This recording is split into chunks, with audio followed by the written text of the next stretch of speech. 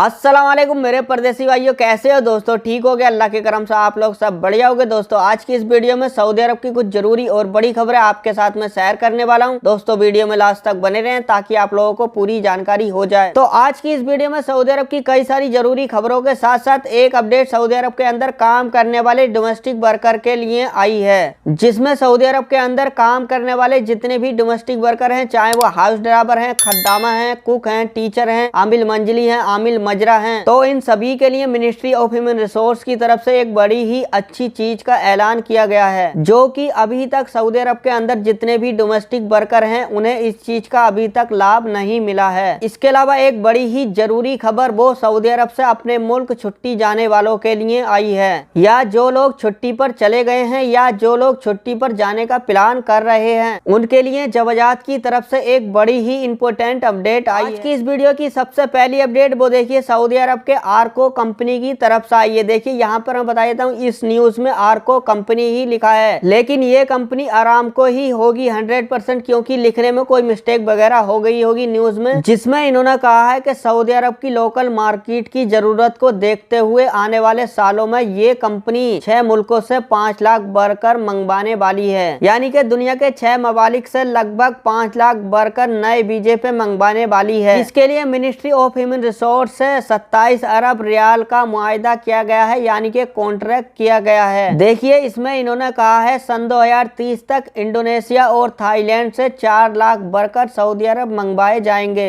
इसके अलावा 4 मुल्क ऐसे हैं जहां से 1 लाख वर्कर सिर्फ बुलवाए जाएंगे सऊदी अरब काम करने के लिए नए वीजे पे। और ये जो 4 मुल्क जहां से 1 लाख वर्कर मंगवाए जाएंगे, देखिए पहला तुर्की है, उज्बेकिस्तान है, तजाकिस्तान है, और इसके अलावा एक मुल्क आजरबाईजान है। और इन 4 मुल्कों से सऊदी अरब नए वीजे पे काम करने के लिए 1 लाख वर्कर बुलवाए जाएंगे। और इसके अलावा 2 मुल्कों से 4 लाख वर्कर बुलवाए जाएंगे, इंडोनेशिया और थाईलैंड से। तो देखिए यहाँ पर मैं बता देता हूँ, इंडिया, पाकिस्तान, बांग्लादेश की यहाँ पर बिल्कुल भी जिक्र नहीं किया गया, क्योंकि यहाँ पहले से ही ऑलरेडी इंडिया पाकिस्तान के वर्कर बहुत ज्यादा मौजूद हैं। इसकी वजह से इन्होंने यहाँ पर इन 3 मुल्कों का नाम नहीं लिया। और इसके अलावा अगली अपडेट वो देखिए जवाजात की तरफ से आई है। जो लोग छुट्टी पर गए हुए हैं या जो लोग छुट्टी पर जाना चाहते हैं या जितने भी सऊदी अरब के अंदर गैर मुल्की लोग काम कर रहे हैं, उन सबको इस अपडेट को जानना बहुत ही जरूरी है, जिसमें जवाजात की तरफ से कहा गया अगर कोई वर्कर छुट्टी पे गया हुआ है और उसके इकामे में 3 महीने से कम की डेट बाकी है, यानी कि 80 दिन 70 दिन ऐसे वक्त बाकी है, तो वो अपने खुरूज ओहदा का वीजा अपने मुल्क में रह करके नहीं बढ़वा सकते हैं। उसके लिए उन्हें अपने इकामे को रिन्यू कराना पड़ेगा, क्योंकि इसमें इन्होंने कहा है कि जब तक इकामे में 90 दिन का वक्त बाकी नहीं रहेगा तब तक आपका खुरूज ओहदा का वीजा नहीं बढ़ाया जाएगा। तो जैसा कि आप लोग सभी जानते हैं, अगर आप लोग सऊदी अरब से अपने मुल्क छुट्टी पर गए हुए हैं और आप लोग वहां से अपना खुरूज ओहदा का वीजा बढ़वाना चाहते हैं, तो पहले ऐसा होता था कि 1 महीने के हिसाब से जो खुरूज ओहदा की वीजे की फीस थी वो 100 रियाल थी, लेकिन अब इसको डबल कर दिया गया है। अब हर महीने के हिसाब से 200 रियाल इसकी फीस को जमा करा जाएगा, इसको डबल कर दिया गया है। लेकिन एक चीज ध्यान में रखें, अगर आप छुट्टी पर चले गए हैं तो आपका छुट्टी का पेपर एक्सपायर होने से पहले आपके इकामे में 90 दिन का टाइम बाकी होना चाहिए, क्योंकि अगर आपके इकामे में 90 दिन का टाइम बाकी नहीं होएगा